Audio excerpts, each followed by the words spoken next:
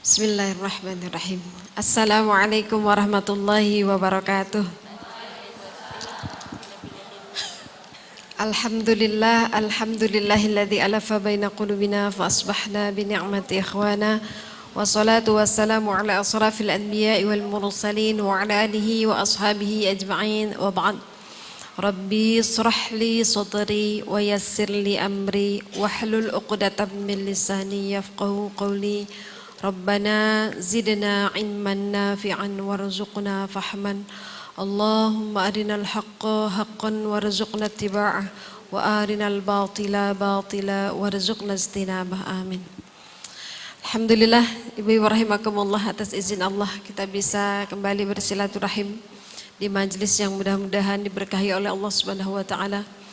Mudah-mudahan Allah jadikan semua pengorbanan kita sampai di majelis ini sebagai kafarat buat dosa-dosa kita. Mudah-mudahan ini menjadi pertemuan awal kita sebelum kita berjalasah bersama-sama di surga kelak nanti insyaallah. Amin.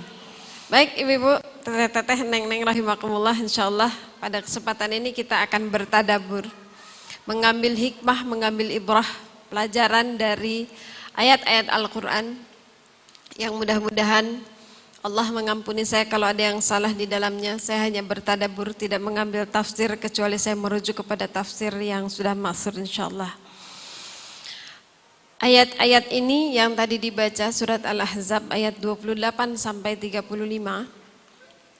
memang tidak merupakan satu runtutan ayat yang turun dengan satu asbabun nuzul. Akan tetapi dari segi konten atau dari segi isi, ayat-ayat ini memperlihatkan runtutan yang khas sebagai sebuah tuntunan dari Allah Subhanahu wa taala kepada para istri Nabi. Nanti ada kalau yang bertanya, Bu Sufi itu kan untuk istri Nabi bukan untuk saya. Saya mah istri Diyar Sidik, saya mah istri Pak Ahmad, saya mah istri Pak siapa gitu ya. Ibu rahimakumullah, Al-Quran itu adalah pedoman hidup untuk semua kaum muslimin, bahkan untuk semua manusia sejatinya. Kalau di dalamnya ada ayat tentang istri-istri Nabi, itu bukan berarti bahwa ayat itu kemudian menjadi dimuseumkan karena istri Nabinya sudah tidak ada. Tapi ayat-ayat itu kemudian Allah cantumkan di dalam Al-Quran pasti memiliki tujuan, memiliki maksud supaya kita kaum muslimah sekarang bisa mengambil pelajaran dari ayat-ayat tersebut. Walaupun ayat tersebut diturunkan kepada para istri Nabi Muhammad SAW. Ada berapa istri Nabi, Bu? Ada berapa? Ada 12. Kok yang hafal cuma 3? Saya juga nggak hafal semua sih Bu. Yang terkenal-terkenal aja yang hafal tuh ya. Khadijah, Aisyah, Hafsah, Safiyah binti Huyai. Terus siapa lagi Bu? Ummu Sulaim. Kemudian siapa lagi Bu? Yang jelas bukan Aisufil lah ya. Insyaallah. Baik Ibu rahimakumullah, insyaallah pada kesempatan ini kita akan bertadabur, lalu kita ambil hikmahnya, kita ambil pelajarannya dari ayat-ayat ini. Insyaallah buat saya ayat-ayat ini menjadi, kenapa saya sebut kurikulum? Karena di dalamnya sangat lengkap, mulai dari visi sampai dengan teknis akhlak ibadah itu komplit banget. Kalau tadi kita baca terjemahannya, di ayat 28, ini kita lihat asbabun nuzul. Sebab turunnya ayat ini adalah di dalam hadis buku Asbabun Nuzul itu, di hadis itu dijelaskan pada satu ketika Abu Bakar dan Umar ibn Khattab ingin masuk ke dalam rumah Rasulullah tapi tidak diperkenankan oleh beliau. Lalu sampai akhirnya mereka berdua menunggu dan masuklah Abu Bakar terlebih dahulu. Ketika masuk, Rasulullah SAW sedang termenung, dikelilingi oleh istri-istrinya. Beliau tidak berani bertanya karena Abu Bakar kan sangat hilim ya, beliau sangat sangat ajrih kepada Rasulullah. Beliau diam saja. Rasulullah tidak menunjukkan ekspresi bahwa oke, kita ngobrol gitu, enggak. Rasulullah diam aja. Sampai kemudian masuklah Umar. Nah, Umar beda gaya dengan dengan Abu Bakar ya. Ini terjemahan bebasnya ya, terjemahan sederhananya. Kenapa Rasulullah gitu? Ya nggak tahu nih dari tadi diem aja gitu, nggak bisa ditanya gitu. Ya, kurang lebih ya, redaksi aslinya nggak begitulah. Lalu kata Umar di dalam hadis disebutkan akan aku buat Rasulullah tertawa katanya gitu. Lalu ditanyalah Rasulullah oleh Umar ibn Khattab, kenapa wahai Rasulullah? Lalu kata Rasulullah, ini nih istri-istriku lagi minta uang belanja. Di keterangan lain saya baca bahwa pada saat itu istri-istri Nabi meminta bagian fa'i. Tahu fa'i ya? Fa'i itu apa? Sapi mana neng sapi? Sapi do? Sapi apa yang bisa dipakai nulis? Sapi do. Jadi di satu keterangan disebutkan bahwa suatu ketika Rasulullah menghadapi melakukan sebuah peperangan tanpa peperangan. Perang Bani Qainuqa. Dalam peperangan itu tanpa ada baku hantam, tanpa ada peperangan, musuh langsung pergi. Saking gentarnya. Barang-barang harta yang ditinggalkan oleh musuh, ini mau duel nih. Saya mau duel pas tinggalin, alas ya badannya lebih tinggi dari saya, lebih udah kabur. Padahal ceritanya mau duel. Nah itu barang yang ditinggalkannya disebut fa'i. Rampasan perang tanpa peperangan. Kalau udah perang, udah adu jotos dulu gitu ya, udah baku hantam dulu gitu, baku tembak dan seterusnya gitu. Kalah musuhnya, meninggalkan rampasan perang itu disebutnya ghanimah. Beda ya? Apa bedanya Bu Sufi? Nanti bedanya kalau ghanimah ini ada perang ya. Kalau ini tanpa perang. Perang tanpa baku hantam.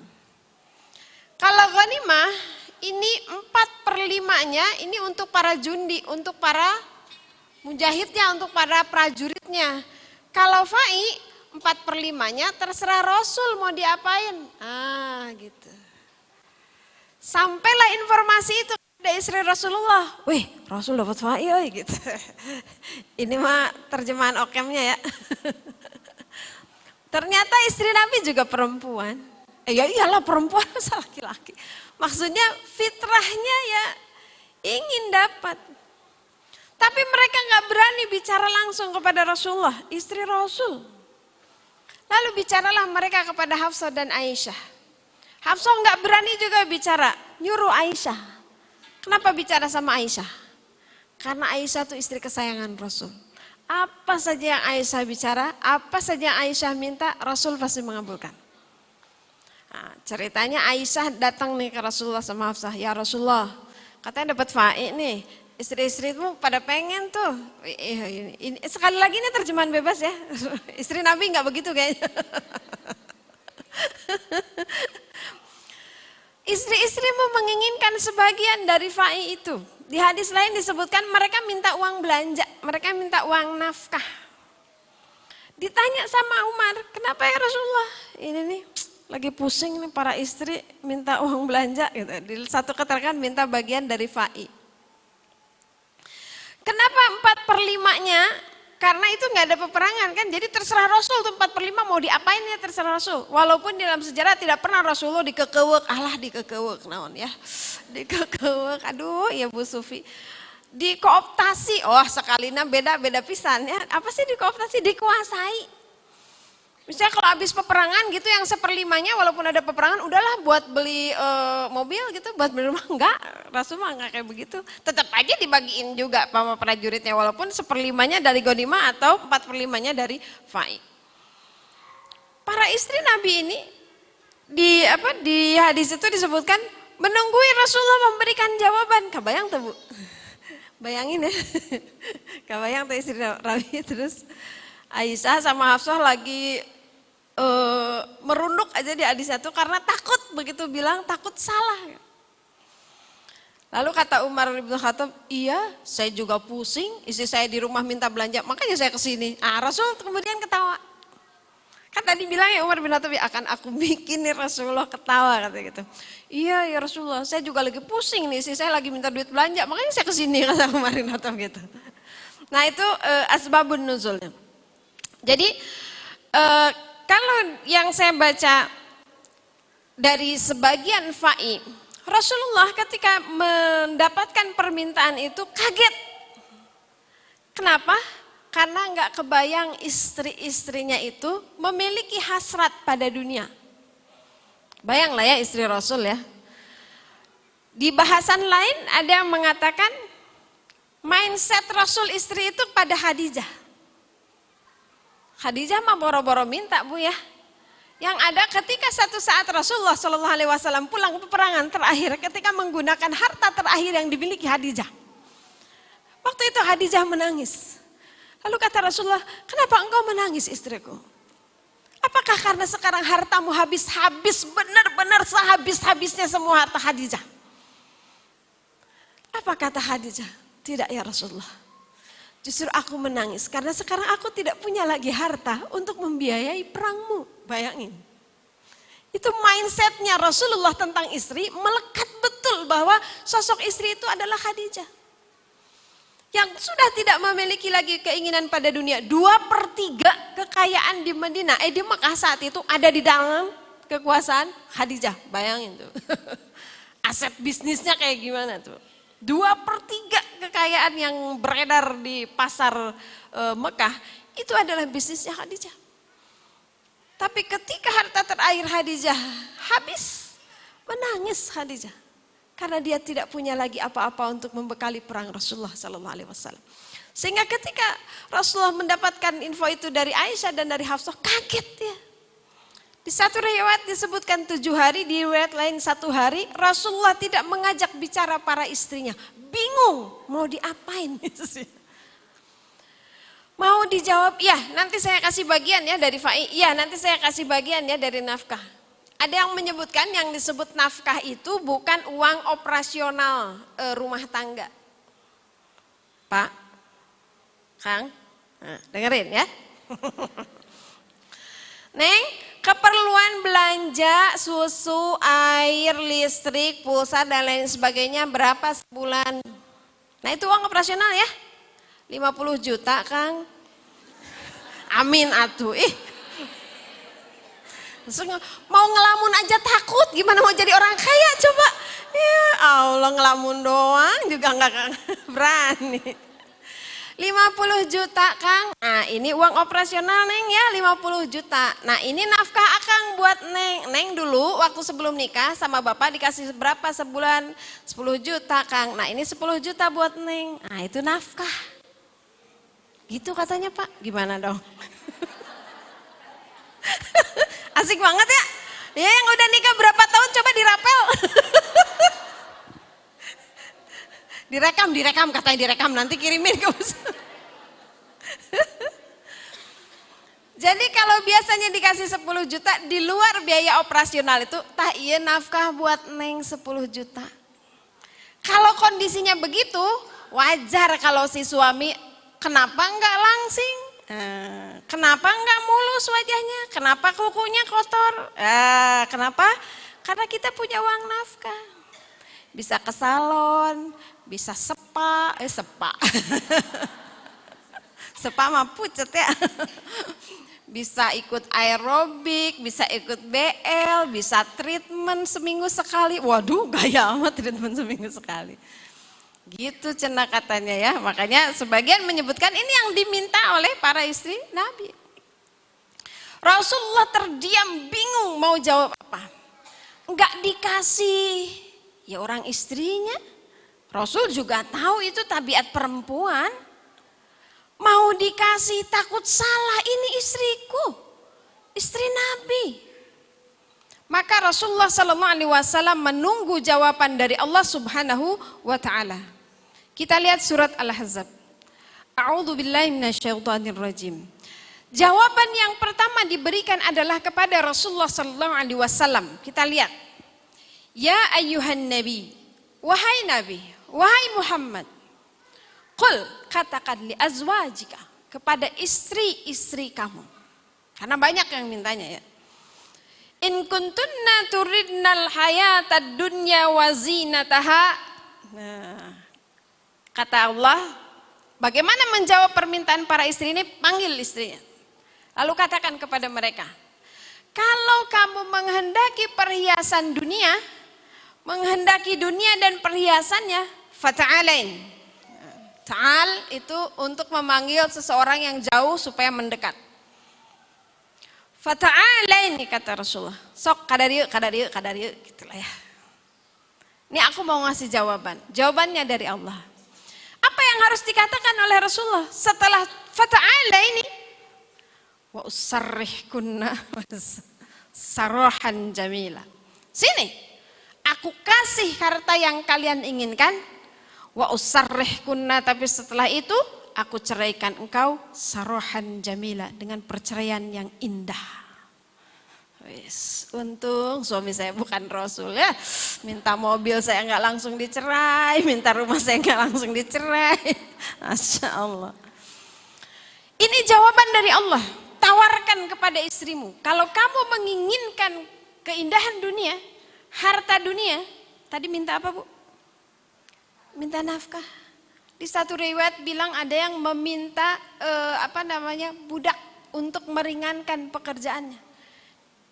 Di keterangan lain minta perhiasan karena istri Nabi itu belum pernah ada perhiasan. Pas dapat fai ada tuh kan ya. Ya minta wajar lah, minta seorang istri minta pembantu, minta sembako, minta alat-alat yang memudahkan dia sebagai seorang istri. Jawabannya apa? Fata'ala ini. Wa umatti'kunna. Wallah. Sini. Setelah itu aku kasih kamu mut'ah. Waduh, apa mut'ah? Mut'ah itu pangbeberah. Pangbeberah apa sih? Mut'ah itu penggembira. Maka selama iddah si istri harus dikasih tempat tinggal. Kalau dia nggak punya rumah dua, si suaminya itu yang keluar cari kontrakan, si istrinya harus di situ. 3 bulan selama iddah harus tetap dikasih tempat tinggal, harus tetap dinafkahi dan diberi mut'ah. Neng, maaf ya, kita teh sampai di sini aja. Ini mut'ah buat sedikit mengurangi kesedihan Neng. Ini ongkos umroh. Kalau pulang umroh kali mau ke Disneyland di Jepang, mangga tak iya tiketnya. Nah ini buat deposito kalau Neng mau bisnis ya 2 miliar. Ini mobil Ferrarinya, mut'ah. Mending diceraikan. Ada yang berani bilang begitu? Aduh kalau ada yang ngasih mut'ah segitu saya mending diceraiin. Jangan, karena nilai suami kita tidak terbayarkan oleh itu. Sini aku kasih mut'ah kata Rasulullah. Yang disebut dikasih mut'ah dulu Bu, bukan cerai dulu. Padahal harusnya cerai dulu ya, baru dikasih mut'ah. Itu menunjukkan apa? Gaya bahasa Al-Quran itu luar biasa. Menunjukkan bahwa pasti akan aku cerai kalau kamu milih dunia gitu. Sadis banget Bu ya. Begini cara Allah mendidik para istri Nabi. Nanti kita lihat di ayat 32-33 selanjutnya. Ini jawabannya. Jadi Allah memberikan pilihan. Boleh para istri Nabi meminta dunia? Boleh. Allah tahu mereka tuh perempuan biasa yang punya fitrah, punya kehendak, punya keinginan kepada dunia. Coba dia lihat di dalam Al-Quran. Kalau kenikmatan surga yang digambarkan untuk perempuan karena kesolehannya dan lain sebagainya itu biasanya rumah, perhiasan, pakaian gitu ya. Allah tahu. Tapi kalau bercerita kenikmatan surga untuk laki-laki, ketika menyebutkan tentang jihad dan lain sebagainya, ceritanya apa? Bidadari yang bermata jeli, yang dadanya montok, yang bitisna lecir. Lecir itu apa sih? Gitu kan? Allah tahu itu fitrahnya. Tapi masalahnya mereka ini istri Nabi yang harus menjadi contoh untuk semua perempuan sampai akhir zaman. Gak bisa sembarangan. Apa yang dilakukan, apa yang dipilih oleh istri Nabi nanti jadi reference, jadi inspirasi, jadi dalil. Oleh karena itu Allah kemudian mendidik istri Nabi dengan 2 pilihan yang sangat saklek. Kalau mau dunia silahkan, tapi diceraikan oleh Rasulullah. Emang ada Bu Sufi? Sarahan jamila. Ada gitu perceraian yang indah, itu ada. Di ayat lain di surat An-Nisa ada kalimat sarahan jamila. Yaitu adalah perceraian yang lebih baik dilakukan karena lebih untuk menyelamatkan agamanya. Bagi para istri Nabi, kalau dia memilih dunia dan tetap menjadi istri Nabi, madorotnya banyak. Nanti kita istri-istri yang, tuh kan istri Nabi juga minta itu gak apa-apa. Gitu. Lalu kemudian di Al-Ahzab ayat 29. Nah, tapi kata Allah, wa in kuntunna turidnallaha wa rasulah. Wa in kuntunna turidnallaha wa rasulah. Kalau kamu menghendaki lebih menginginkan Allah dan Rasulnya, wadaral akhirah dan kehidupan akhirat nanti, fa innallaha adda lil muhsinati minkunna ajran 'azima.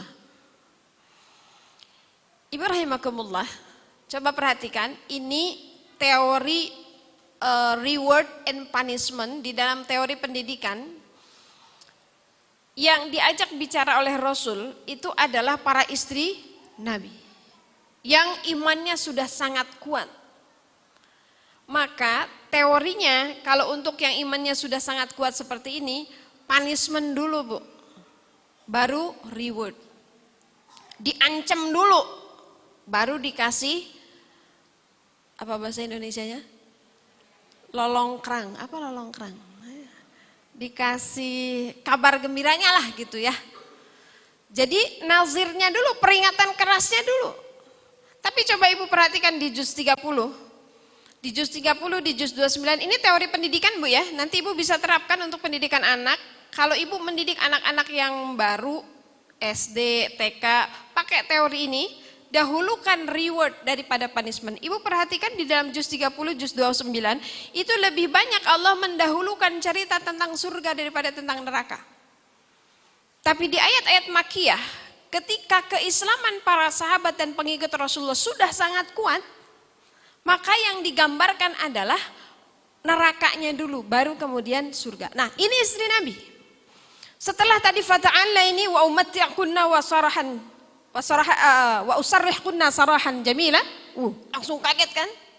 Tapi kemudian kata Allah, wa in kuntunna turidnallaha wa rasulah wa darul akhirah. Tapi kata Allah, kalau kamu menginginkan Allah dan Rasulnya dan darul akhirah, keabadian hari akhir, Allah tidak menyebutkan apa, poinnya apa, tapi kata Allah, a'adda, akan aku tambahkan, akan aku berikan pahala yang berlipat-lipat lil muhsinati minkunna, untuk kalian yang berbuat baik, yang berbuat ihsan. Apa yang Allah siapkan? Ajran azima. Di dalam tafsir Ibnu Katsir, ajran azima bermakna surga firdaus. Ada juga balasannya itu adalah surga. Ini adalah tawaran dari Allah. Di dalam hadis, ketika Rasulullah SAW memanggil para istrinya, kemudian menyampaikan ayat ini saya kebayang ya dramatisasinya gitu, kebayang. Jadi pas Abu Bakar bertanya sama Umar, kenapa ya Rasulullah engkau diam aja? Ini nih istriku pada minta belanja gitu. Itu di dalam hadis itu disebutkan Abu Bakar langsung nyamperin Aisyah, Umar langsung nyamperin Hafsah. Rek ditenggel, mau dipukul, berani-beraninya sama Rasul minta begituan gitu. Itu sama Rasulullah dihalang, gak boleh. Mereka memang pantas meminta itu, hanya Rasul bingung jawabnya gimana. Nah, ketika turun ayat ini, Abu Bakar nyamperin Aisyah, kamu mau jawab apa? Kurang lebih gitulah. Lalu kata Aisyah, apakah aku perlu bertanya kepada ayah ibuku untuk menjawab pertanyaan ini? Ya pastilah aku milih Allah dan Rasulnya gitu. Dan Aisyah mah gak minta kan? Aisyah itu kan cuma jadi jubir. Jadi juru bicara para istri yang lain kan ya. Jadi jubir doang Aisyah tuh. Kata Aisyah, aku pasti memilih Allah dan Rasulnya dan kekekalan hari akhir. Sama sekali tidak menginginkan kenikmatan dunia. Begitu juga akhirnya para istri-istri Rasulullah SAW yang lainnya. Iyalah, mau ditawarin ditawarin cerai atau dunia sama istri Rasul, dijamin masuk surga, mau apa lagi? Nah ini, jadi dari sini kita bisa melihat mindset orientasi hidup yang Allah ajarkan kepada para istri Nabi. Umat fillah, ini pelajaran buat kita. Sebagai seorang istri, kita harus mempunyai orientasi hidup yang jelas. Kita harus mempunyai visi yang konkret. Kaki kita mau dipijakkan di mana? Di keindahan dunia atau di keabadian akhirat? Ini orientasi. Kalau orientasi kita akhirat, orientasi kita adalah Allah dan Rasulnya, maka apapun yang terjadi di dalam hidup kita, selama itu Allah janjikan kebaikan untuk di akhirat, kita nggak akan bersedih hati yang amat sangat dengan apa yang terjadi di dunia. Nggak. Aduh Bu Sufi, gaji suami saya itu cuma 10 juta. Cukup apa coba 10 juta hari ini? Kenapa pada mesem? Iya kan? Misalnya gitu. Saya teh mobil cuma 1, rumah cuma 1, geranya gajingan 10 juta. Mendingan 10 juta ya. Sekarang mangan kali ya 10 juta ya. Unlimited. Kalau kita percaya pada adanya akhirat, maka kesulitan di dunia itu kita belajar dari Umar ibn Khattab. Umar ibn Khattab kalau ada kenikmatan dunia dia nangis. Kenapa? Ya Allah, saya khawatir kenikmatan ini akan mengurangi kenikmatanku di surga. Bayangin. Kalau 3 hari Umar tidak mendapatkan ujian, tidak mendapatkan musibah, tidak mendapatkan kesulitan, beliau menangis. Kenapa? Dia khawatir kalau dia tidak diuji, imannya enggak dianggap sama Allah. Kan kata Allah dalam Al-Quran gitu ya. Jangan kamu berpikir bahwa kamu udah beriman sebelum aku uji iman kalian seperti kaum-kaum terdahulu. Ini orientasi yang harus kita jadikan umat fillah sebagai pegangan di dalam rumah tangga kita. Orientasi kita akhirat. Kesulitan dunia, kekurangan dunia, masalah di dunia. Jangan menjadikan kita luntur dari semangat untuk dekat kepada Allah dan Rasulnya. Menurut saya, ini kurikulum pertama materinya adalah mengubah orientasi, mengubah mindset seorang perempuan dari dunia kepada akhirat. Padahal istri Rasul tadi cuma minta apa Bu? Minta nafkah doang, minta sebagian kecil dari fai. Dalam satu riwayat minta hadimat, di riwayat lain minta alat-alat apa buat meringankan pekerjaannya. Gak minta yang macam-macam.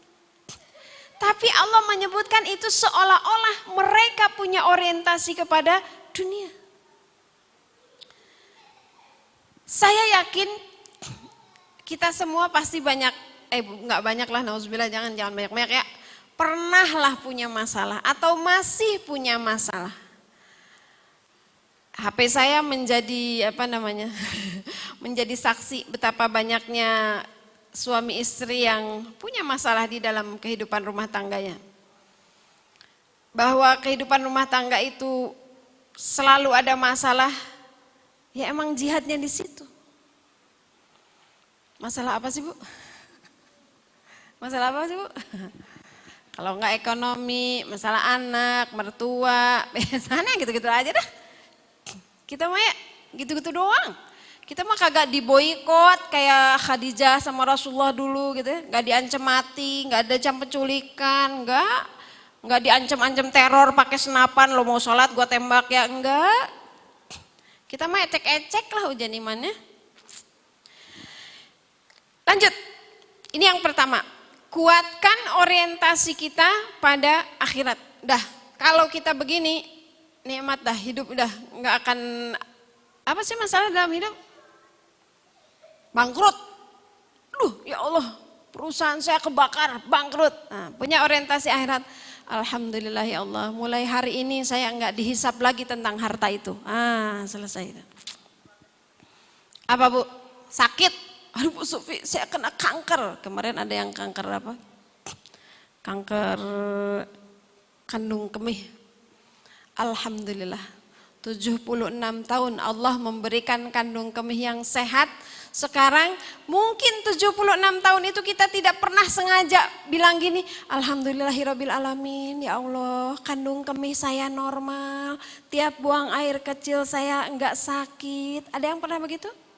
Tiap selesai pipis kita bilang begitu. Ada?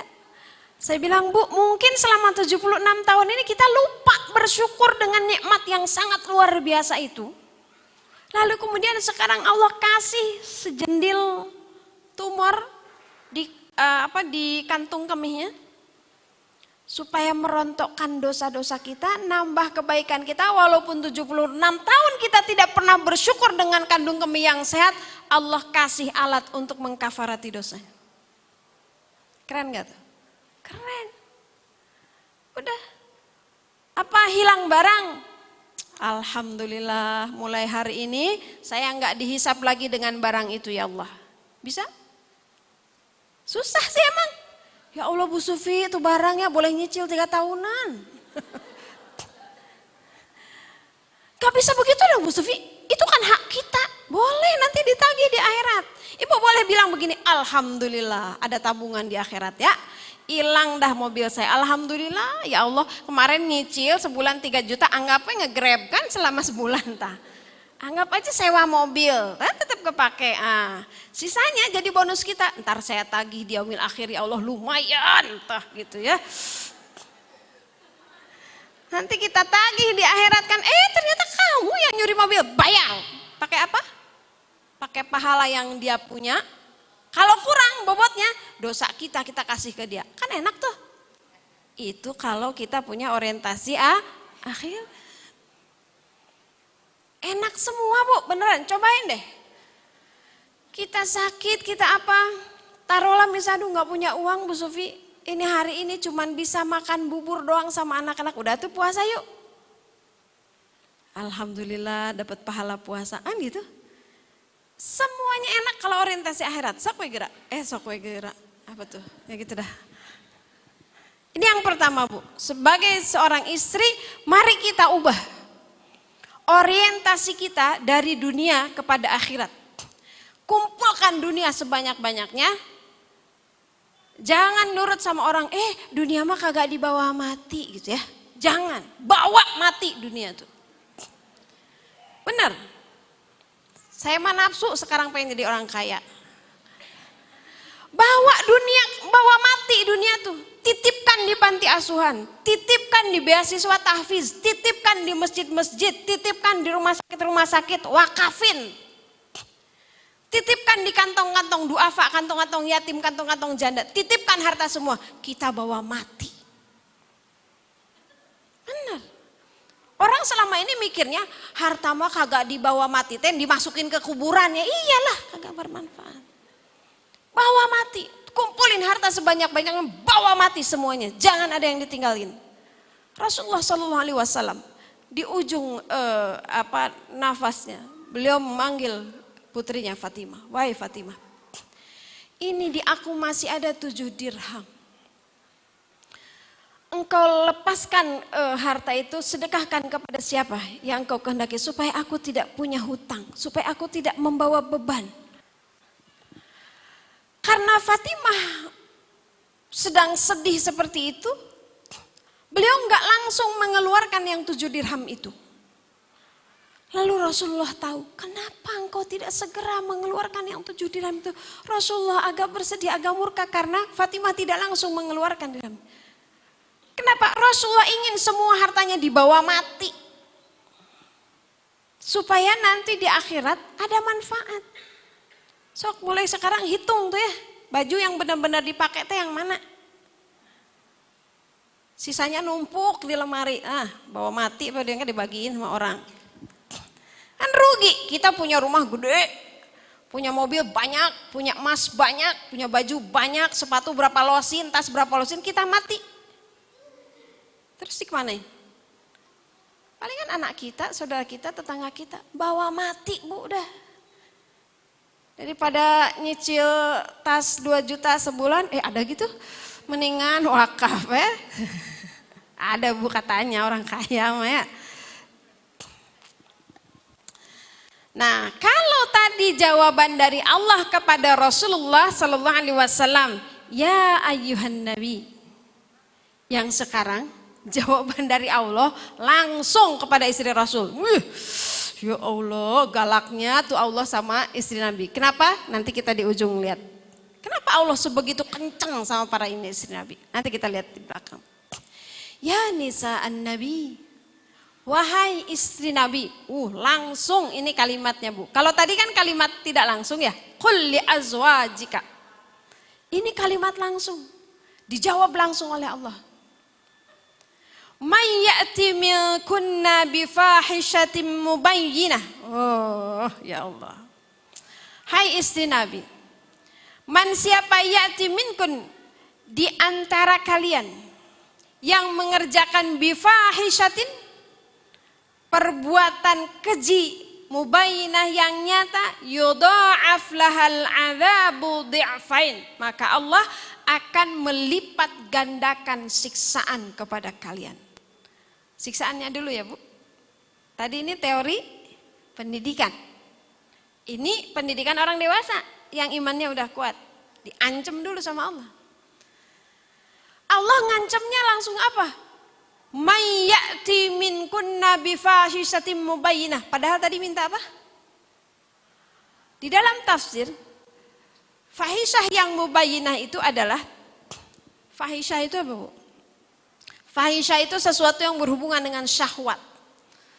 Dosa yang mubayyinah itu disebutkan dalam Al-Quran itu maknanya dosa yang besar banget, atau dalam satu keadaan tertentu maksudnya adalah zina. Padahal tadi minta apa? Minta fa'i doang. Sama Allah diancamnya langsung zrut. Kalau kamu melakukan dosa kekejian yang nyata, kata Allah, aku lipat gandakan. Jadi di dalam tafsir yang saya baca, sebelum turun ayat ini, ketentuan hukum untuk para muslimah pada umumnya dan para istri Nabi sama. Kalau dia berniat kebaikan, maka udah dapat 1 pahala kan gitu ya. Kalau dia melakukan kebaikan, maka pahalanya 1 sampai 10 sampai 700 kan gitu ya. Kalau dia niat melakukan keburukan, selama tidak dilakukan nilainya 0. Betul? Kalau dia mengurungkan niat ini, gak jadi, nanti besok saya mau nyuri gitu. Terus besoknya teh sadar, astagfirullahaladzim gak jadi maka dia dapat pahala 1. Rumusnya begini, sama para istri Nabi saat itu, sebelum turun ini surat Al-Ahzab ayat 30, ketentuannya sama. Tapi setelah turun ayat 30, ketentuan hukum fikih untuk istri Nabi dan para muslimah menjadi berbeda. Jadi dhi'fain, dibuat 2 kali lipat kata Allah. Wa kana dzalika 'ala Allah yasira. Buat Allah yang begitu gampang banget. Itu kalau saya kalau saya mencoba mentadabur itu kayak gini. Lo mau macam-macam, pakai minta dunia segala, udah diancam cerai, udah diancam segala macam ya. Terus kata Allah, mulai sekarang kalau kamu melakukan keburukan 2 kali lipat hukumannya. Dikira susah buat Allah, gampang buat Allah mah. Karena tadinya kan ketentuannya sama. Ketika Allah mengubah ketentuan, buat Allah itu yasir, sangat mudah. Perhatikan ibu-ibu rahimakumullah, bagaimana ketika Allah mengubah orientasi para istri Nabi yang tadinya kepada dunia kemudian kepada akhirat, Allah kaitkan kemudian dengan apa yang menjadi akibat dari perbuatan itu untuk akhirat kelak. Ini menjadi pelajaran buat saya pribadi yang harus menjadi apa bahasa Indonesianya? Yang harus menjadi narik kita, nahan. Pangenyed kalau kata bahasa Sunda. Apa pangenyed? Ngerti enggak? Yang nahan kita supaya enggak berbuat maksiat itu adalah ketika Allah menjanjikan hukuman di akhirat. Jadi kalau kita mau melakukan, nggak apa-apa Bu Sufi, itu kan cuman mendelik doang. Kalau kita berpikir akhirat Bu, nanti orang itu sakit hati, kita kan nggak tahu dia sakit hati. Kalau kita tidak berpikir akhirat, mungkin orang dengan mudahnya ngomongin orang, orang dengan mudahnya nipu orang, orang dengan mudahnya menghasut dan lain sebagainya. Tapi kalau ingat pada hukumannya, ini akan jadi nahan kita untuk tidak melakukan maksiat itu. Fahisyah. Jadi Allah menjawab langsung ketentuannya, jawabannya dengan ketentuan hukum yang lebih ketat. Jadi ibu, kalau ibu mendidik anak-anak yang sudah dewasa, ini maaf ya karena saya orang pendidikan, orang parenting, jadi nyambung aja ke sini. Kalau untuk anak-anak yang masih kecil, TK, SD gitu ya, berikan dia kebebasan untuk memilih. Caranya kita dengan menggiring dia. Adek, sholat. Kalau TK belum saatnya seperti itu. Adek lagi apa Soli? Aku lagi main Lego Ma. Mau sholat jam berapa nak? Mau pas azan? Nah gitu dulu.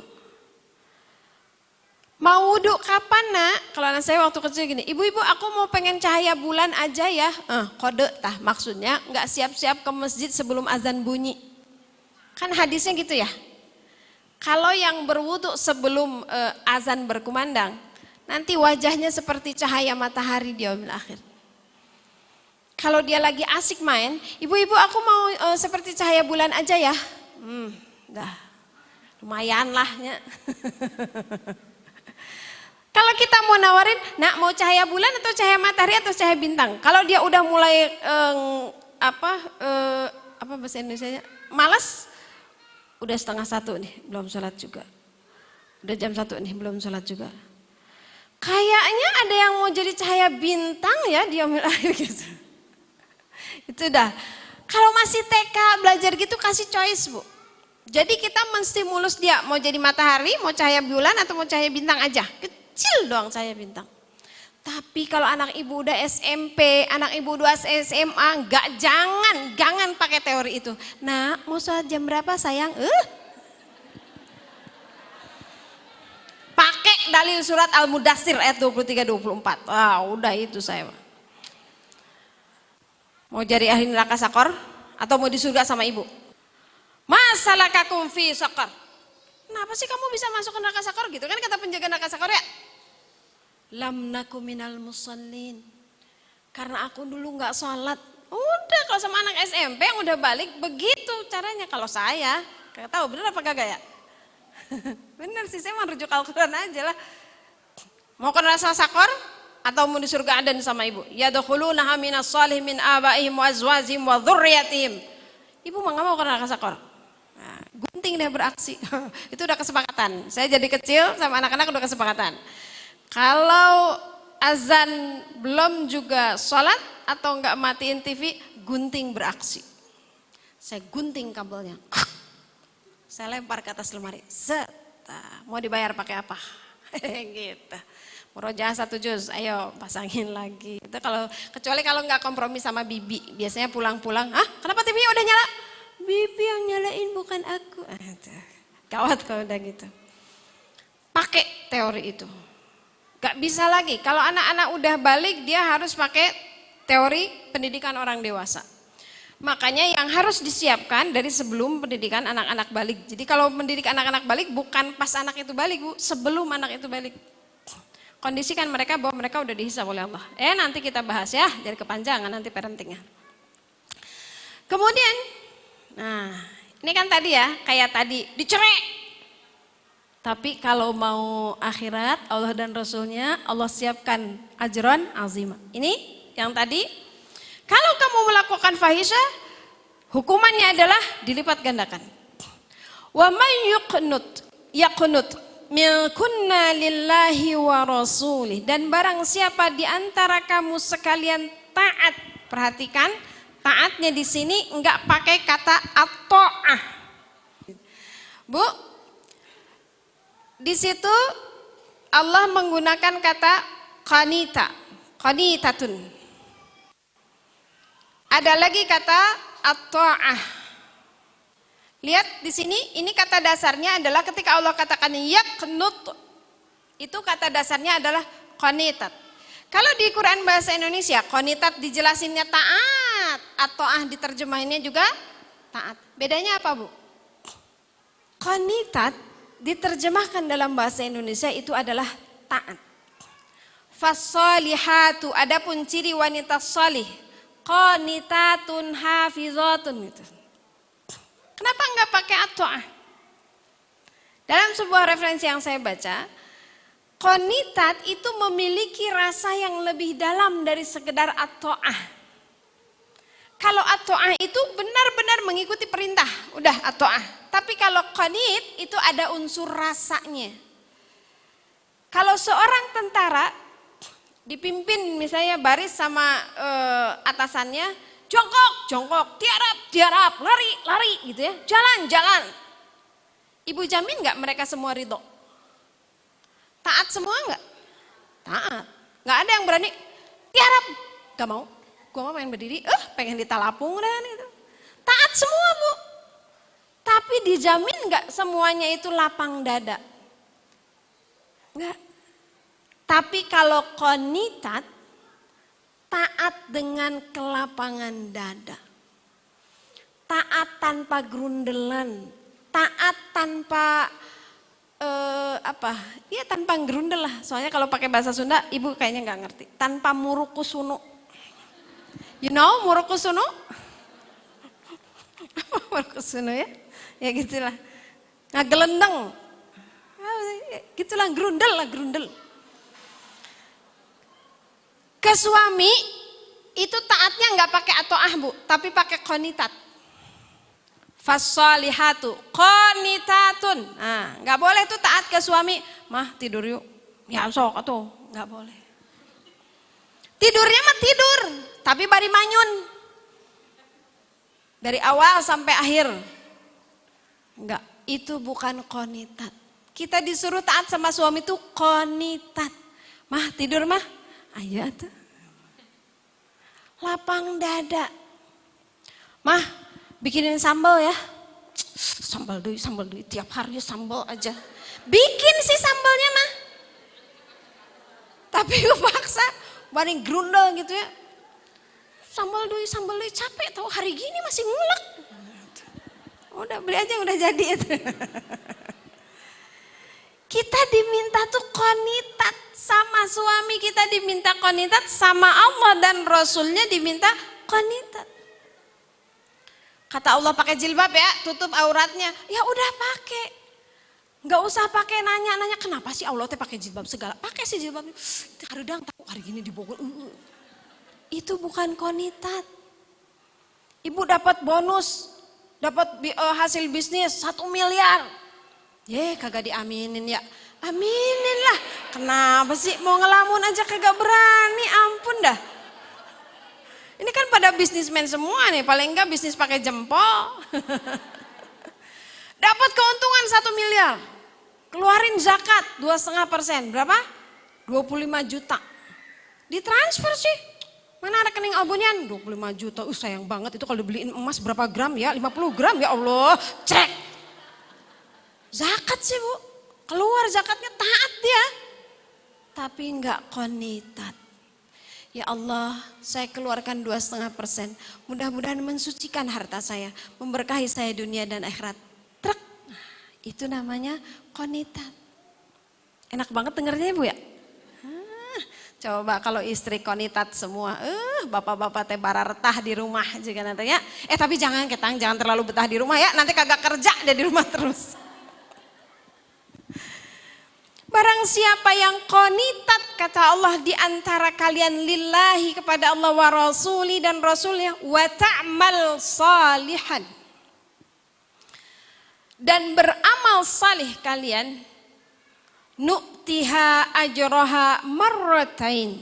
Nah, tadi kalau berbuat dosa hukumannya dilipat gandakan. Sekarang kata Allah sama.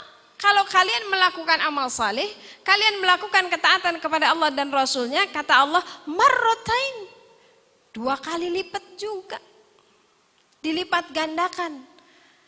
Jadi ketatnya hukuman Allah kepada para istri Nabi di dalam masalah maksiat itu diikuti dengan berlimpahnya pahala dari Allah untuk mereka yang melipat gandakan ketentuan pahala untuk para istri Nabi. Kenapa? Karena enggak mudah buat istri Nabi. Apa ibrohnya buat kita? Mungkin kita tidak termasuk, kita tidak termasuk yang seperti ini, diperlakukan hukum seperti ini. Tapi kita bisa belajar, ibu rahimakumullah. Betapa Allah mendidik para istri Nabi setelah menggantikan orientasi kepada akhirat, kemudian Allah jelaskan apa konsekuensinya di akhirat. Baik itu berbuat buruk atau berbuat baik. Ini pelajarannya. Wa a'tadna laha rizqan karima, dan Allah akan memberikan kepada para istri Nabi itu rizqan karima. Ini di dalam tafsir masih sama dengan ajran azima, rizki yang mulia, bimakna jannah. Jadi kesimpulannya, stimulus setelah ancaman sebagai sebuah upaya penguatan, syaratnya adalah lillah, lirrasul, dan beramal saleh. Itu syaratnya. Al-Ahzab 32. Allah masih melanjutkan jawabannya. Awal ayatnya masih bunyi ya nisa'an nabi. Nah, kalau tadi jawaban Allah itu ya nisa'an nabi masih soal orientasi. In kuntunna turidnal hayatad dunya wa zinataha dan seterusnya.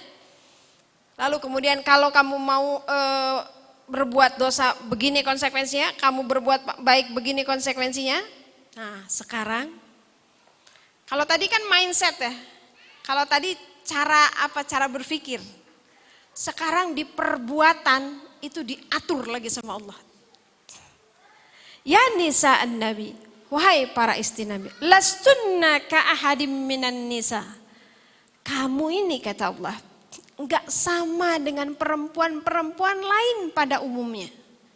Ini Allah menegaskan, kenapa Allah memberikan aturan-aturan seperti tadi, batasan yang sangat ketat itu, lastunna ka ahadim minan nisa. Kamu beda. Istri-istri Nabi itu berbeda dengan perempuan pada umumnya.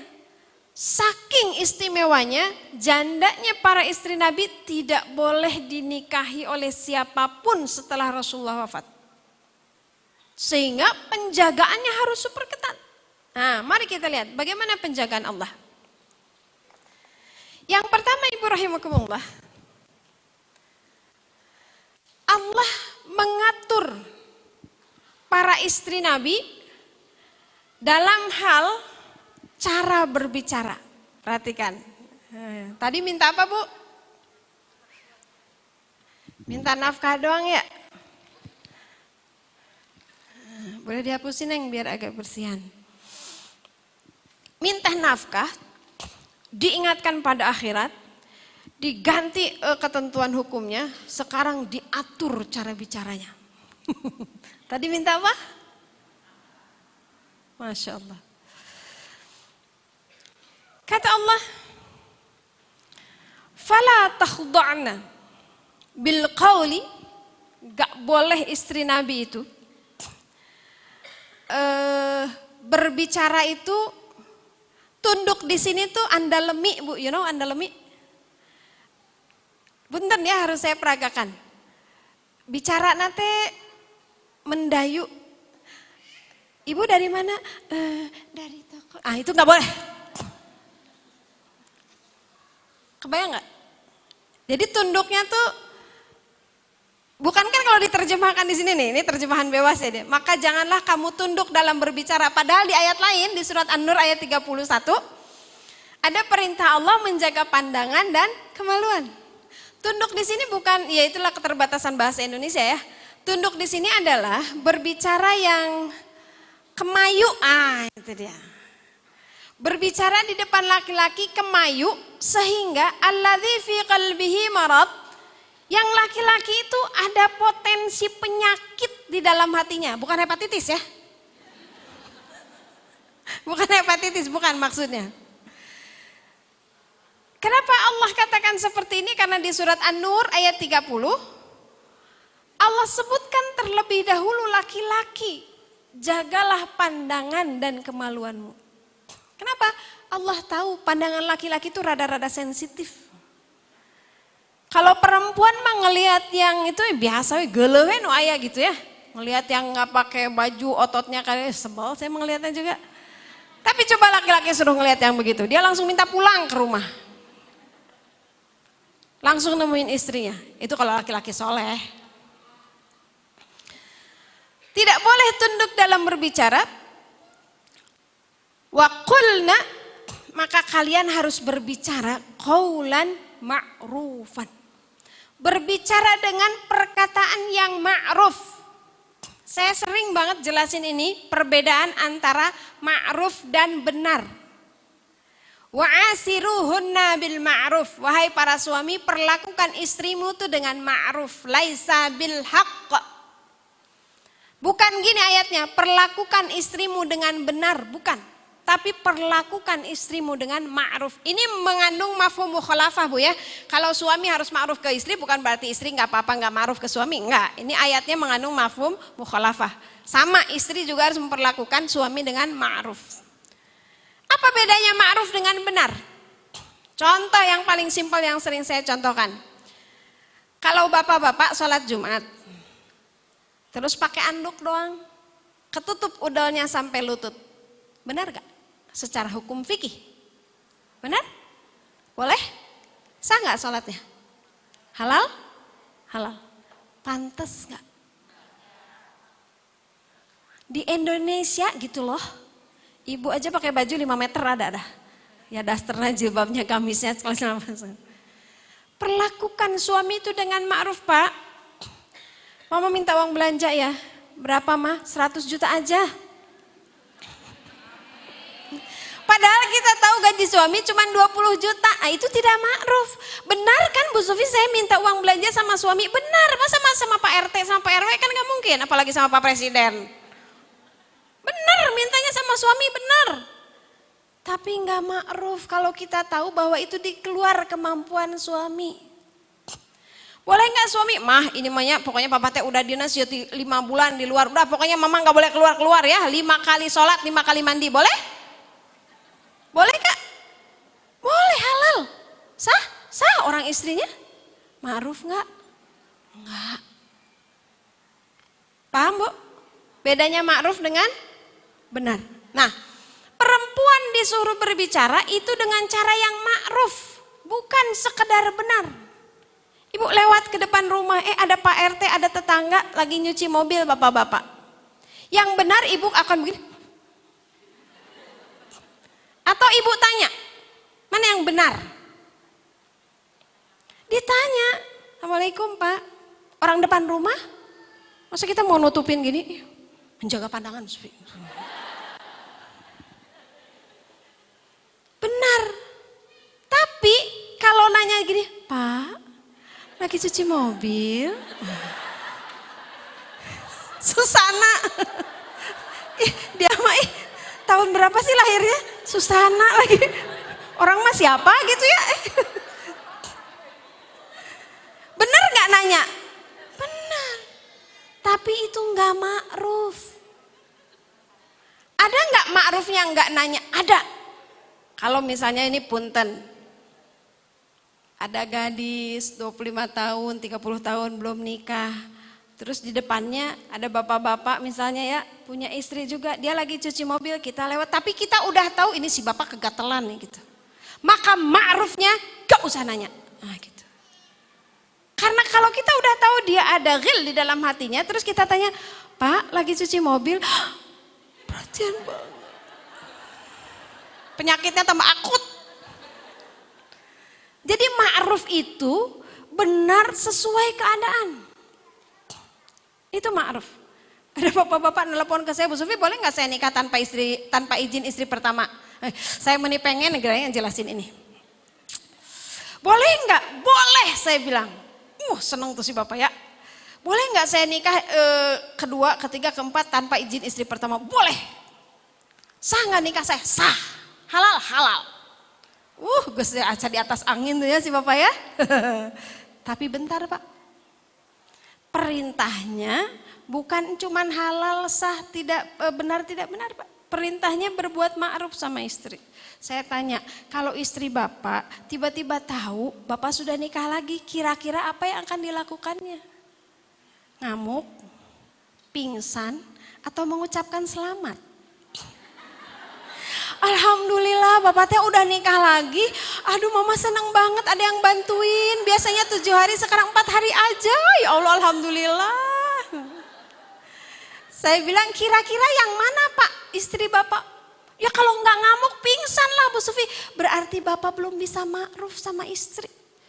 Gak boleh nikah laginya bukan karena disaratin harus izin istri pertama, bukan. Karena perintah Allah wa'asiruhunna bil ma'ruf, surat An-Nisa ayat 19. Catat. Perintahnya tuh bil ma'ruf Pak. Bukan sekedar benar, bukan sekedar halal. Paham? Nah, cara bicara perempuan harus bukan cuman benar tapi ma'ruf. Saya dulu punya temen andalemi pisan orang Garut. Andalemi itu Kemayu. Kalau bicara sama teman-teman Ikhwan bukan digenit-genitin, bukan, emang cara bicaranya begitu. Dari mana teh? Habis dari DKM gitu. Yang kena batunya saya, setiap minggu dia dapat surat dari teman laki-lakinya. Sufi aku nggak bisa balas. Gua yang balas. Saya yang bikinin suratnya Bu. Akhirnya capek juga kan saya. Udah saya latih aja dia biar preman juga kayak saya kan. Di kos-kosan itu ada sumur, ada pompanya di dalam. Jadi kalau mau ngucurin air, itu pompa harus diisi dulu air, dipancing. Nah itu kerjaannya saya yang turun ke sumur. Lama-lama enak aja, turun. Sufi takut, turun gue bilang, turun. Takut Sufi. Akhirnya jadi preman juga kayak saya. Walaupun tetap aja Kemayu. Itu fitrah. Makanya nggak boleh kata Allah, qaulan ma'rufan, perempuan itu harus ma'ruf, nggak boleh sekedar benar. Benar kan Bu Sufi ini tetangga saya tanya, saya tegur, apa salahnya?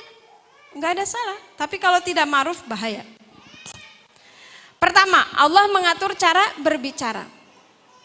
Perintahnya ini kepada istri Nabi. Kalau begitu kita boleh gitu bicaranya jadi kayak gitu? Nggak boleh.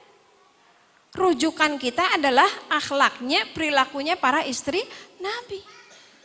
Allah mencantumkan ayat ini untuk kita baca hari ini, itu artinya itu sebagai rujukan kita. Udah teh apa? Udah, tinggalkan cara bicara yang kayak begitulah ya. Itu just for my husband. Cuman buat ya yang bebeb yang begitu mah. Boleh ya. Kalau mau dimanja-manjain, dikemayu-kemayuin, buat ya yang bebeb seneng, tanyain bapak-bapak. Justru kalau ibu terlalu perkasa, bapak-bapak nggak suka. Mah mau diantar? Nggak usah, mama juga bisa nyetir sendiri doang. Jangan. Kalau ada suami bisa nawarin, iya Pak, mama tuh seneng banget kalau diantar sama papa. Peperihan atau kalau lagi nggak ada, gitu. Nanti kata suaminya, saya ada dan tiada sama aja gening, udah cari yang lain yang menganggap saya ada, pek tah sih kalau gitu. Lapor. Iya kan, kalau udah begitu aja baru. Satu, cara bicara yang ma'ruf. Perhatikan, tadi mindset yang diganti, sekarang mulai kepada perilaku. Kedua, waqarna fi buyutikunna. Materi berikutnya adalah kata Allah, diem di rumah. Nah loh, lainnya ada di masjid alumni, gimana dong Bu Sufi? Ada yang bertanya?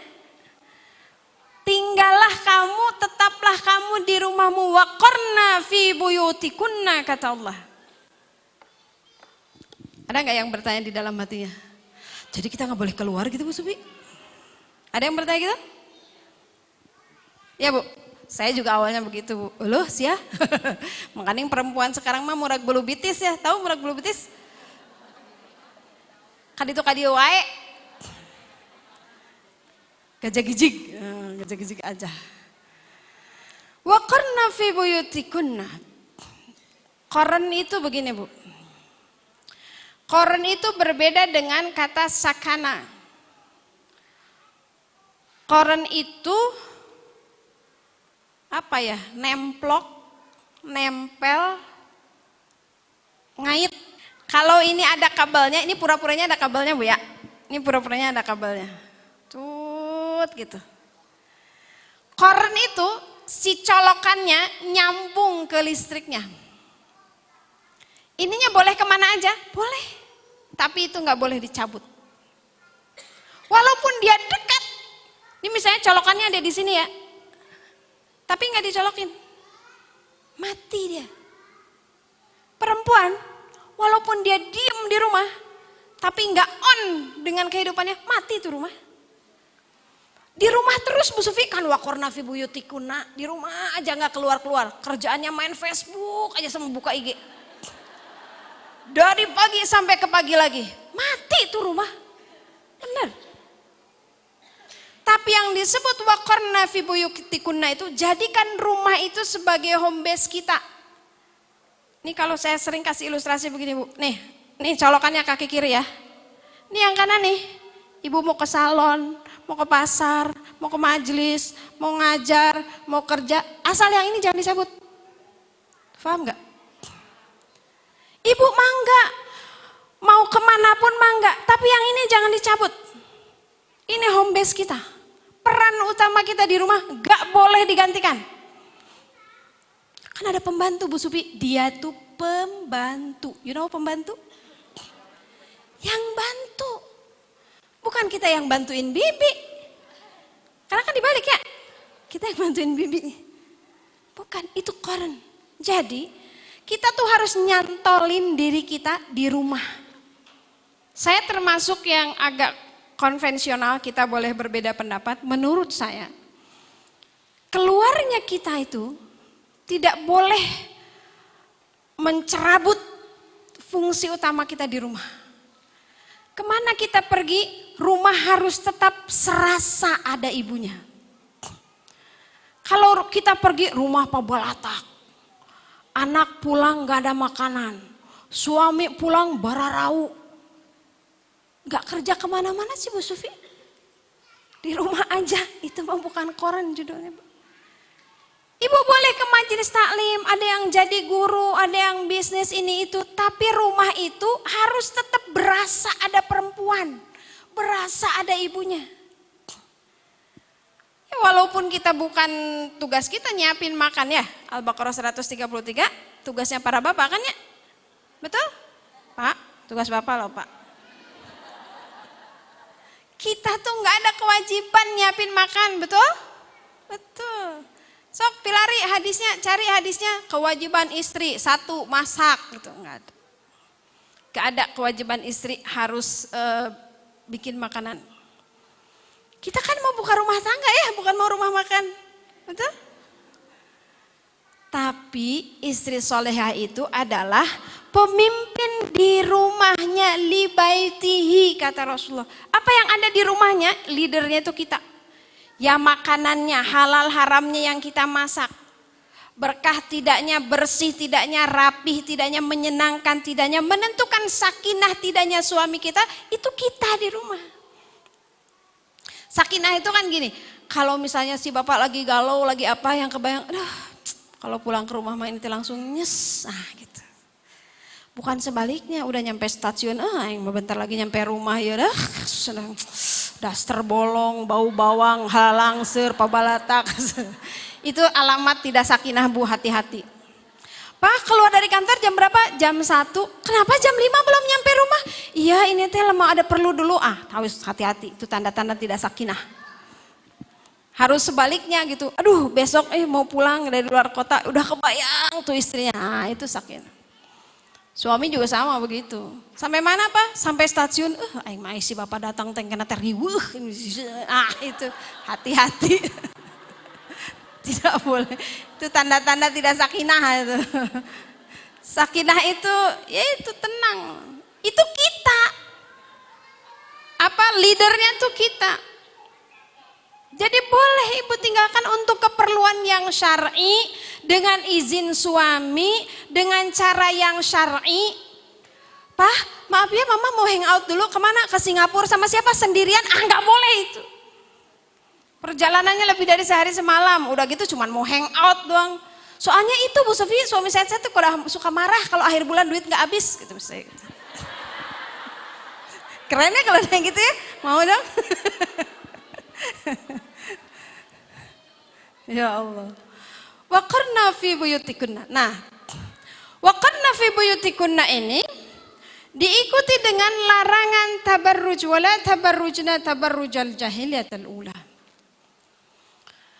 Kenapa nggak boleh banyak keluar rumah? Jadi Bu hati-hati kalau kita mau keluar rumah sebagai perempuan, pastikan bahwa keluarnya kita pertama untuk tujuan yang sahih, untuk tujuan yang benar, ada manfaatnya. Kedua, pastikan kita pergi dengan cara yang aman. Aman syar'i, punten. Saya termasuk yang gak setuju ibu-ibu naik ojek. Menurut saya itu ikhtilat. Ih, duaan nih kebayangan. Saya kalau naik ojek, ojeknya 2. Mang, gue bayarin lo jalan-jalan. Tuturkan orang sok, dibonceng tukang ojek sama tukang ojek, motornya saya yang bawa. Itu saya kalau naik ojek, Bu. Sampai sekarang saya belum pernah tuh naik ya ojek online gitu ya sendiri, nggak boleh. Kata suami saya itu nggak syar'i. Kata saya, Bi, kenapa sih? Iya nanti kalau ada yang lihat, ih itu istrinya Pak Diar dibonceng sama laki-laki siapa tuh? Kata saya kan sekarang mah pakai jaket, Bi, tukang ojeknya juga ketahuan, oh tukang ojek online gitu kan? Nggak, tetap nggak boleh. Di halangan Bu Supi pakai tas. Kita boleh berbeda pendapat Bu ya. Kalau saya nggak setuju. Naik mobil sendirian, saya juga nggak boleh. Naik angkot juga nggak boleh. Terus saya dikasih mobil dah, kan enak tuh. Naik angkot nggak boleh. Kenapa? Soalnya daripada nanti Abi di akhirat ditanya sama Allah, itu istri kamu ya dempet-dempetan di sebelah kiri laki-laki, sebelah kanan laki-laki, gimana pertanggungjawabanmu? Hah, siapa mau jawab apa tah? Abi nggak siap. Jadi dulu saya belum punya mobil, belum punya motor, kemana-mana diantar. Wah dianterin. Biar yuk mau ngisi di sana, ya pulang dulu dari kantor, anturun ke kantor dulu, nanti balik. Biar udah selesai, balik dulu. Lama-lama riuh ya, udah dibeliin mobil selesai. Kalau enggak gitu kan saya nggak dibeliin mobil Bu. Tabarruj itu artinya mendedahkan, mengekspos. Mengekspos kecantikan, gak usah rame Bu ya, gak usah dibahas. Kita boleh beda pendapat, tanyakan sama suaminya ridho enggak dibonceng sama yang bukan mahram. Soalnya jadi pada dibahas kayaknya. Alasan biar dibeliin mobil Ibu, ih beneran. Motor minimal. Tabarruj itu memperlihatkan, mengekspos. Apa yang tidak boleh diekspos adalah sesuatu yang tidak boleh terlihat. Jadi dalam sebuah keterangan, saya beberapa referensi ya, Abdul Halim Abu Syoqqah saya baca, Wanita dalam Fikih Al-Qardawi juga saya baca, kemudian tafsir Ibnu Katsir, tafsir Al-Maraghi, tafsir apa yang tadi malam saya baca, Jalalain, itu Maroji yang saya baca.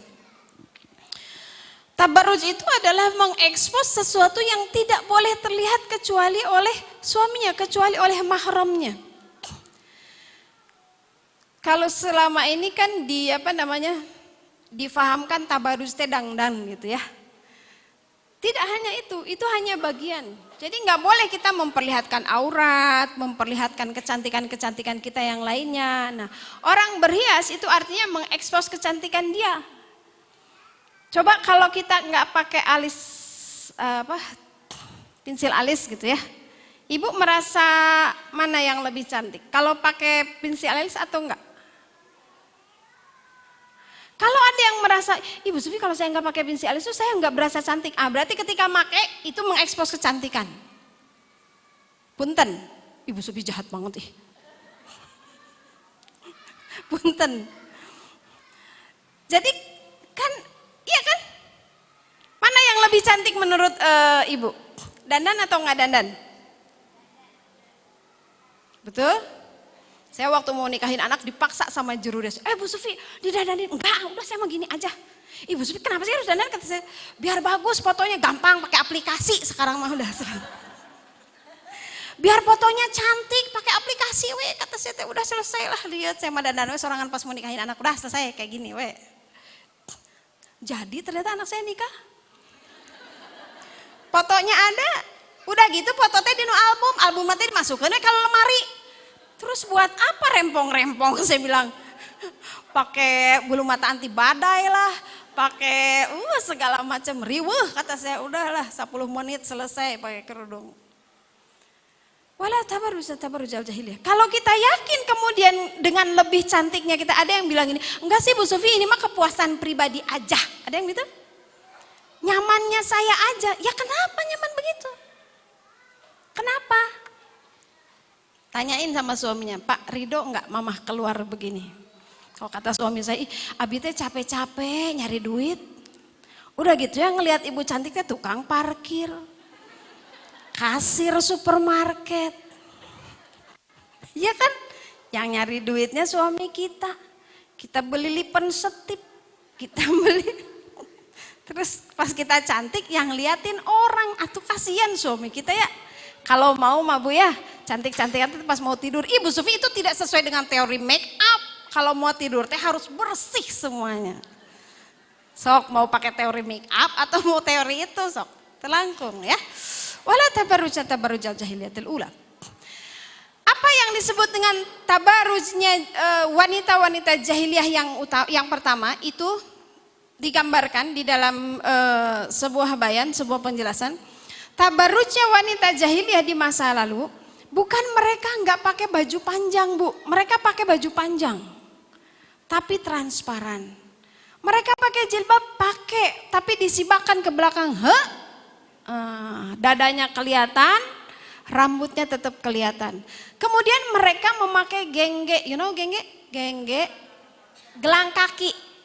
Digini-giniin kencing kakinya, terus dia pakai itu supaya semeriwing yang asalnya tengah liat karena ada yang wangi, set. Itu. Gak boleh, Bu Sufi 5 menit lagi, dah.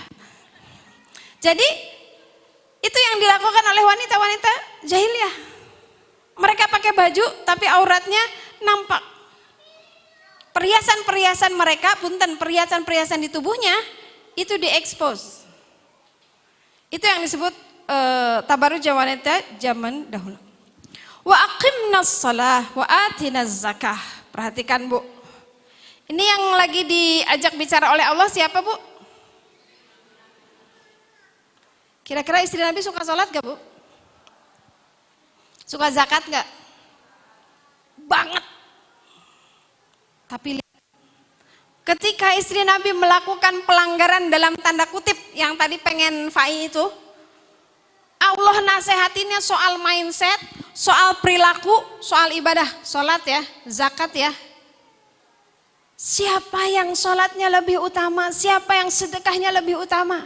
Aisyah radhiyallahu an pernah dalam satu riwayat Rasulullah SAW disamperin oleh seorang laki-laki, ya Rasul saya nggak punya untuk buka. Mintalah kepada Aisyah. Ada Aisyah, ada Fatimah, minta kepada mereka. Lalu Aisyah memberikan roti terakhir yang dia punya. Rasulullah datang. Dengan apa kita berbuka hari ini wahai istriku? Hanya ada segelas air. Kita berbuka dan sahur nanti dengan segelas ini ya Rasulullah. Bayangin. Sedekahnya istri Nabi sudah seperti itu. Tapi kata Allah, wa aqimna shalah wa atina zakah.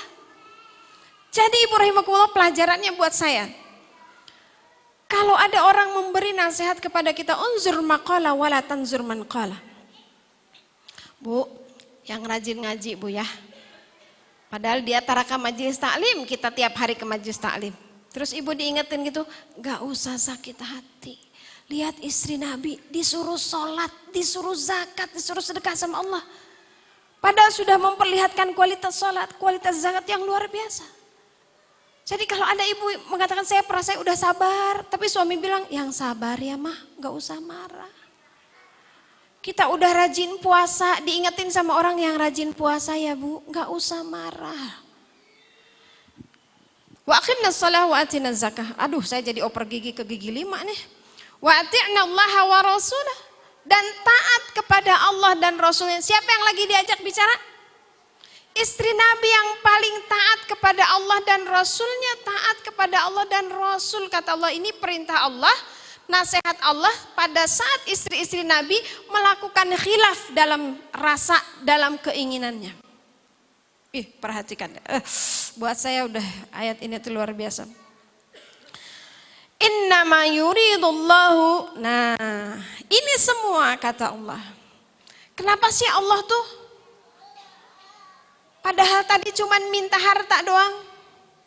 Kemudian disentilnya sama Allah luar biasa. Diingetin sama akhirat, hukumnya dilipat gandakan, diatur bicaranya, diatur soal keluar rumahnya, diatur berbusana dandannya, suruh sholat, suruh taat kepada Allah. Lihat. Kata Allah itu semua, ini penting buat kita ya menurut saya. Liyudhiba ankumur rijsa ahlal baiti wa yutahhirakum tathira. Ini semua kata Allah supaya kalian terhindar dari dosa, dan itu supaya kalian menjadi tahir, menjadi suci. Ibu rahimakumullah.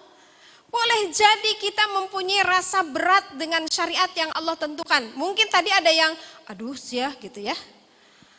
Kalau ngikutin aturan tabarus, ini ada jilid berapa ya? Jilid 5, Abdul Halim Abu Syaqqah. Ini ada khusus tentang berhias. Kalau ini tentang berpakaian kalau tidak salah. Di Yusuf Qaradawi juga ada. Gak boleh mencukur alis. Gak boleh menyambung rambut. Apalagi rambut apa saja ya, mau rambut bulu mata kayak mau, nggak boleh. Mengkikir gigi nggak boleh.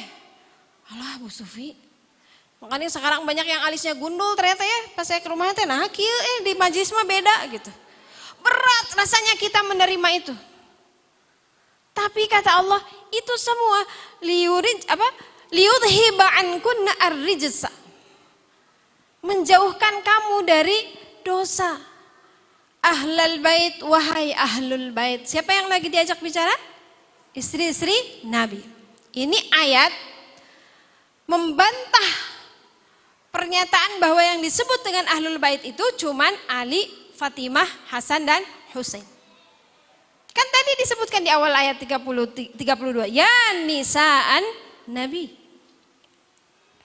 Dan untuk mensucikan kita, jadi ibu rahimakumullah, beratnya, susahnya syariat-syariat Allah tentang perempuan, kita harus ridha menerimanya, kita harus qanitat melakukannya, karena itu tujuan Allah untuk menjauhkan kita dari dosa dan untuk menjaga kita supaya kita suci. Terhindar dari dosa. Wa yutahhirakum tathira, supaya kamu kata Allah wahai ahlul bait tahira tathira. Suci yang sesuci-sucinya. Gitulah. Ini ya, ini tadi rangkumannya dari ayat 33. Rumah adalah home base kita, larangan tabarus, tegakkan sholat, tunaikan zakat, taat pada Allah dan Rasul. Terakhir. Dua terakhir. Aduh, 10 menit lagi. Wal kurna ma yutla fi buyutikunna min ayatillahi wal hikmah. Di dalam sebuah penjelasan, ini adalah peringatan kepada para istri Nabi. Istri Nabi, ingat.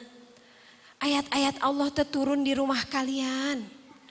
Hadis-hadis Nabi itu turun di rumah kalian. Masa masih punya keinginan dunia? Gitu dah kurang lebih Bu ya. Tapi kalau kita mau ngambil ibrohnya, wadkurna di sini kepada para istri, ingat ya, ma yutla, apa yang kamu bacakan fi buyutikunna, di rumah-rumah kalian. Jadi kalau saya memahaminya, semoga Allah memaafkan saya kalau saya salah.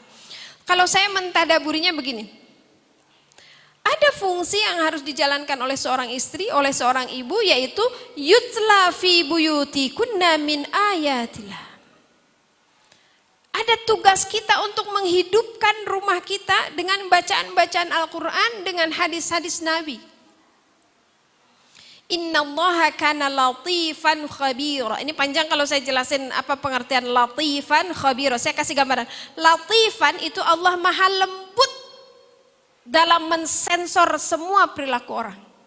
Sehalus apapun lintasan hati kita, Allah Al-Latif tahu kita berniat baik atau berniat buruk. Jadi setelah tadi diancam, digini-gini oleh Allah, diatur gini-gini, boleh jadi ada para istri Nabi itu mungkin yang langsung seperti Aisyah, tapi ada yang mana gitu amatnya Allah teh gitu mungkin ya. Latifan, Allah Maha Al-Latif. Khabiran, Allah Maha tahu. Khabiran dengan alim itu berbeda. Kalau alim itu mengetahui skop, keluasannya. Kalau khabiran itu mengetahui detailnya.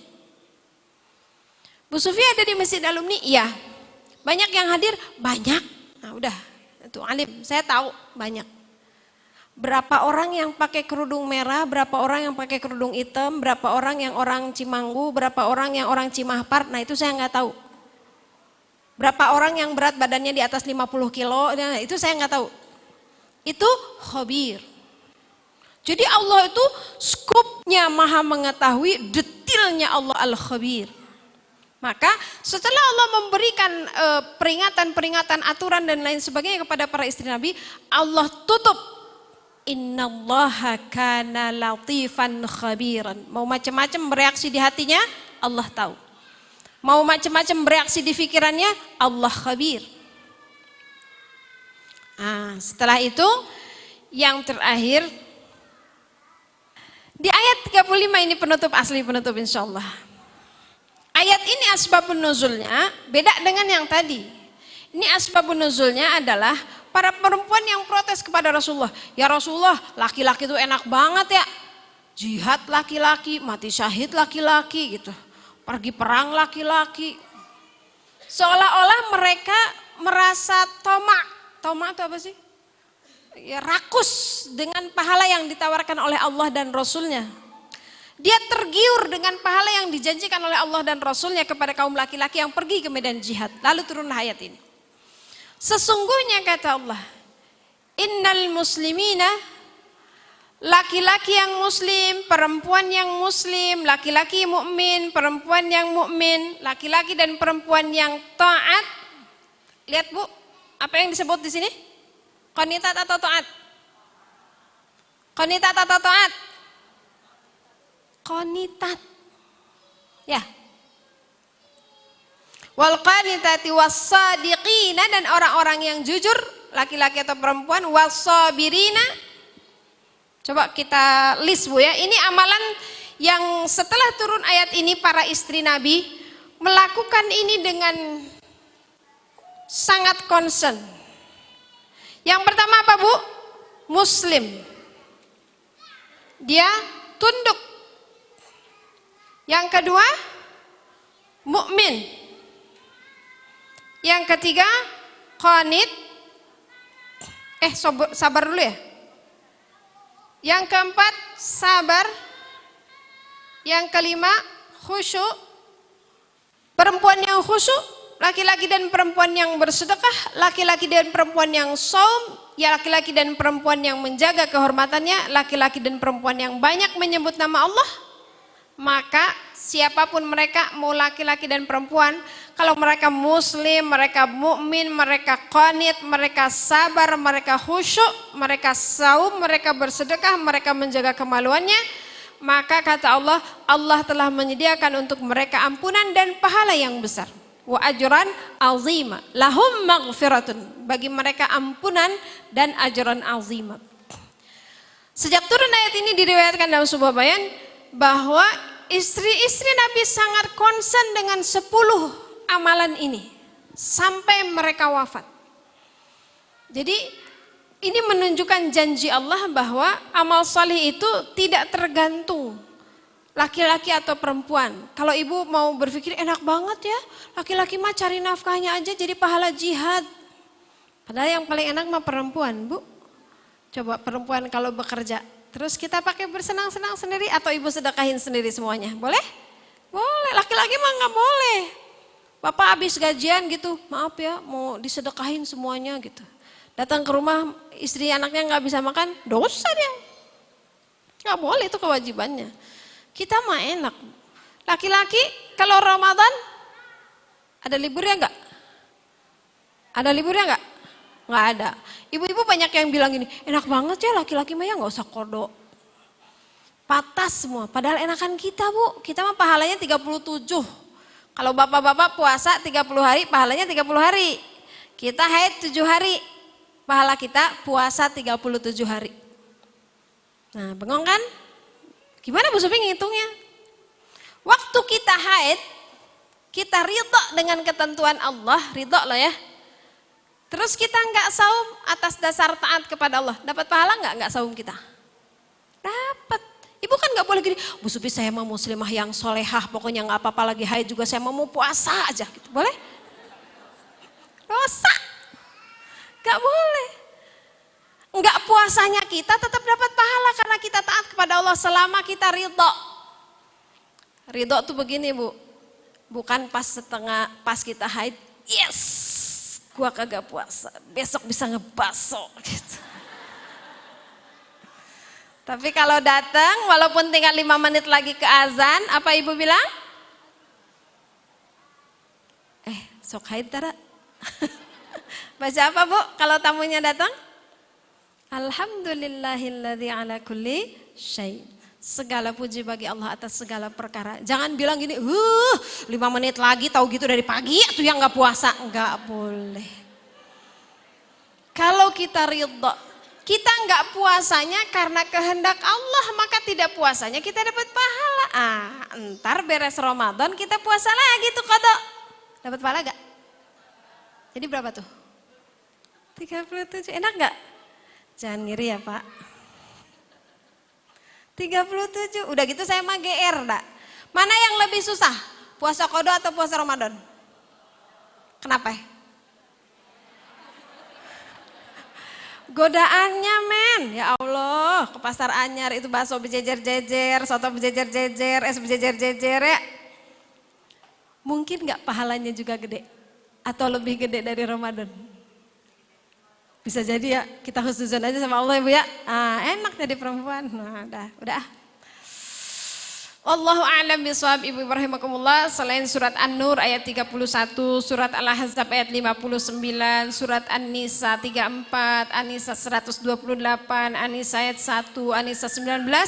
Menurut saya ini kurikulum yang harus kita perhatikan betul. Bagaimana Allah menjaga para istri Nabi supaya terhindar dari dosa, supaya terjaga kesuciannya dengan menjaga mindsetnya, orientasi kita harus dunia dan akhirat, cara bicara kita dijaga, cara keluar rumah kita diatur, cara dandan, cara berpakaian kita diatur, salat dan sedekahnya tetap diingatkan, lalu diingatkan kepada sebuah tugas membacakan Al-Quran, hadis Nabi di rumah-rumah kita. Mudah-mudahan dengan tadabbur ayat ini kita mendapatkan penguatan untuk semakin belajar dan terus belajar menjadi istri salihah. Mudah-mudahan ini tidak memuaskan untuk ibu-ibu semua, untuk teman-teman semua, karena kepuasan adalah awal dari berhenti, ketidakpuasan adalah awal dari mencari. Semoga Allah mengampuni kalau ada yang salah dari apa yang saya jelaskan. Saya hamba yang dhaif yang hanya bisa mentadaburi hikmah dari ayat-ayat yang saya baca. Semoga Allah mengampuni kalau ada yang salah dari apa yang saya katakan, tapi semoga Allah memberikan kekuatan kita untuk mengamalkan jika ada yang kebaikan yang bisa kita temukan di majelis ini. Dengan ayat yang tadi kita baca, dengan Al-Quran yang tadi kita simak, kita bertawasul kepada Allah dengan langkah-langkah kaki kita ke majelis ini. Kita bertawasul kepada Allah dengan sabarnya kita duduk di majelis ini. Kita bertawasul kepada Allah dengan semua pengorbanan yang telah kita keluarkan untuk bisa duduk di majelis ini. Semoga semua itu menjadi kifarat untuk dosa kita. Semoga semua itu menjadi saksi di yaumil akhir bahwa kita melakukan sebuah ikhtiar karena Allah untuk menjadi orang yang lebih baik di hadapan Allah dan dilayakkan untuk masuk surganya Allah. A'udzubillahi minasyaitonirrajim. Bismillahirrahmanirrahim. Hamdan yuwafi ni'amahu wa yukafi'u mazidah. Ya Rabbana lakal hamdu kama yanbaghi li jalali wajhikal karim wa 'azimi sultanik. Allahumma salli ala sayyidina Muhammad wa ala ali sayyidina Muhammad kama sallaita ala sayyidina Ibrahim wa ala ali sayyidina Ibrahim fil alamin innaka Hamidum Majid.